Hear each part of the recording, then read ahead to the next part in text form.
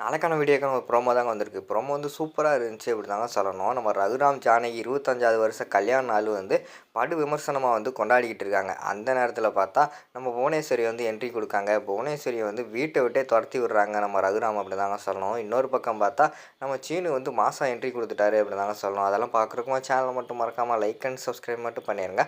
First எடுத்த உடனேயுமே வந்து நம்ம மணி இருக்கார்ல, அவர் வந்து சீனுக்கு கால் பண்ணி, டேய் உங்கள் அம்மா வந்து முடியாமல் கிடக்காடா, உடனே வாடா அப்படிங்கிற மாதிரி சொன்னோடனே அவர் வந்து மாசா வந்து காரில் வந்து புது சீனு வந்து என்ட்ரி ஆகிற மாதிரி தான் காட்டிக்கிட்டு இருக்காங்க. அவர் வந்து என்ட்ரி ஆனவொடனே அம்மா அம்மான்னு சொல்லிட்டு கத்திக்கிட்டே வீட்டுக்குள்ளே வராரு.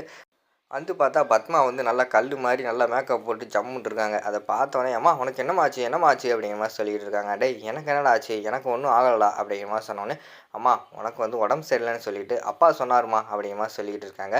ஏங்க எதுக்குங்க என் பையனை வந்து இப்படி பொய் சொல்லி அங்கேருந்து வர வச்சிங்க, வேலையை முடிச்சுட்டு தானே வரேன்னு சொன்னான், அதுக்குள்ளே உங்களுக்கு என்ன அவசரம் அப்படிங்கிற மாதிரி வந்து பத்மா வந்து திட்டிக்கிட்டு இருக்கிற மாதிரி காட்டுறாங்க. ஏய் பேசாமல் இருக்க மாட்டியாடி, இங்கே வீட்டில் வந்து ஃபங்க்ஷன் நடக்க போகுது, ஃபங்க்ஷனுக்கு வந்து சீனு இல்லைனா சரியாக இருக்குமா, அதான் வந்து சீனுவை கால் பண்ணி வர சொன்னேன். அது மட்டும் இல்லாமல் மச்சானுக்கு வேறு 25வது வருஷம் ஃபங்க்ஷன் நடத்த போகிறோம், அதுக்கெல்லாம் சீனு வந்து கலந்துக்க வேண்டாமா, அதனால தான் வர சொன்னேன் அப்படிங்கிற மாதிரி சொல்லிக்கிட்டு இருக்கிற மாதிரி காட்டுறாங்க. மாயா வந்து ஒரு வெக்கத்தோடு பார்த்து சிரிச்சுக்கிட்டு இருக்காங்க. பக்கத்தில் தன வந்து கிண்டல் பண்ணிக்கிட்டு இருக்காங்க. ஏய் உன் ஆள் வந்துட்டாரு அப்படிங்கிற மாதிரி சொல்லிட்டு கிண்டல் பண்ணிக்கிட்டு இருக்கிற மாதிரி காட்டுறாங்க. மாயா வந்து வெக்கப்பட்டு சீனுவை பார்த்து சிரிச்சுக்கிட்டு இருக்காங்க. ஆனால் சீனு வந்து எந்த ரியாக்ஷனுமே கொடுக்காம முறைச்சி பார்த்துக்கிட்டு இருக்கிற மாதிரி தான் காட்டிக்கிட்டு இருக்காங்க. அடுத்தது வந்து வீட்டில் வந்து ஃபங்க்ஷன் வந்து பயங்கரமாக ரெடி பண்ணணும் அப்படின்னு சொல்லிட்டு மணி அதுக்கடுத்து சிவராமு எல்லாருமே வந்து வீட்டில் வந்து வேலையெல்லாம் சூப்பராக செஞ்சுக்கிட்டு இருக்காங்க. எல்லா ஏற்பாடுமே தோரணமெல்லாம் கட்டிட்டாங்க.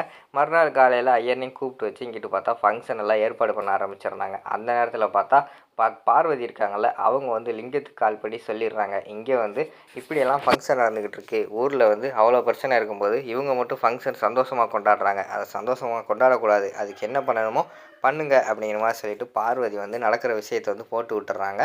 லிங்கம் போய் வந்து விறுவிறுன்னு போய் இவங்ககிட்ட சொல்லிடுறாங்க, புவனேஸ்வரி கிட்ட, இங்கே நம்ம தான் கஷ்டப்பட்டுக்கிட்டு இருக்கோம், ஆனால் அவங்க வந்து எல்லாம் குடும்பமாக சந்தோஷமாக தான் இருக்காங்க, நம்ம தான் வந்து அவங்கள பிரிச்சிடலாம்னு நினச்சிட்டு பொய்யா வந்து திட்டம் போட்டுக்கிட்டு இருக்கோம் போல் அப்படிங்கிற மாதிரி வந்து லிங்கம் வந்து புவனேஸ்வரிக்கிட்ட சொல்கிறாங்க. என்ன சொல்கிறீங்க அப்படிங்கிற மாதிரி கேட்டோடனே, ஆமாம்மா அங்கே வீட்டில் வந்து ஃபங்க்ஷன் எல்லாம் நடத்திக்கிட்டு இருக்காங்க, 25வது வருஷம் கல்யாண நாளாக, அந்த ஜானகியும் ரகுராமும் ஒன்று சேர்ந்துட்டாங்க போல், அதனால தான் இந்த ஃபங்க்ஷன் எல்லாம் வந்து நடத்துகிறாங்க அப்படிங்கிற மாதிரி சொல்லிக்கிட்டு இருக்காங்க. இதெல்லாம் கேட்டுட்டு புவனேஸ்வரிக்கு வந்து கடுப்பாயிருது. நம்ம என்ன பண்ணாலுமே வந்து இவங்களை பிரிக்கவே முடியலை அப்படின்னு சொல்லிட்டு விறுவிறுன்னு கார் எடுத்துகிட்டு வீட்டுக்கு கிளம்பி வர்ற மாதிரி தான் காட்டிக்கிட்டு இருக்காங்க. கிளம்பி வந்த உடனே ரகுராம் இந்த ஃபங்க்ஷனை நிப்பாட்டு அப்படிங்கிற மாதிரி சொல்லிட்டு உள்ளே வர்ற மாதிரி காட்டுறாங்க. நான் எதுக்கு நிப்பாட்டணும், அதுக்கு பதில் சொல்லு அப்படிங்கிற மாதிரி சொன்ன உடனே, ஆமாம் எங்கள் வீட்டில் வந்து ஒரு உயிரையே இழந்துட்டு வந்து நின்றுக்கிட்டு இருக்கோம், அப்படி இருக்கும்போது நீ இங்கே ஃபங்க்ஷன் நடத்திட்டு சந்தோஷமாக இருக்கியா அப்படிங்கிற மாதிரி சொல்லிகிட்டு இருக்காங்க.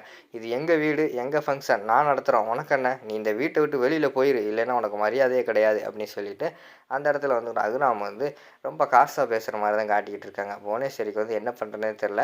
இரு நீங்கள் கார்த்தியோட சாவுக்கு பதில் சொல்லாமல் உங்களை விட மாட்டேன் அப்படின்னு சொல்லிட்டு அந்த இடத்துல வந்து கோவப்பட்டு போகிற மாதிரி தான் காட்டிக்கிட்டு இருக்காங்க.